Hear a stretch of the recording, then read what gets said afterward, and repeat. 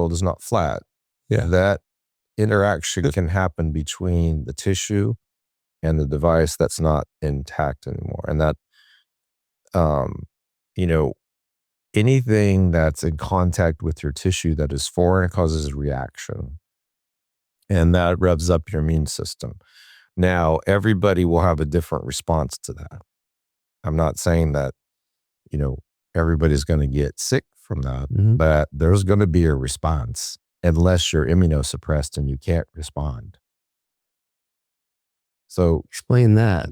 So if you're immunosuppressed, you can't mount a response. Okay. And that's why, when people are getting chemotherapy, they have really, really depressed white blood cell counts.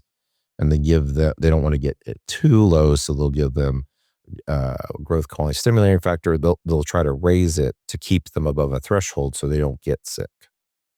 So, but in everybody else who's normal, walking around, that will have a reaction.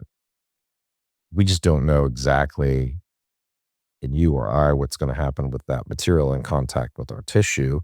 I already know that if it's not ruptured and I have bacterial contamination, I know there's an interaction back and forth, and this oxidative reaction takes place and produces a molecule that stimulates the immune system.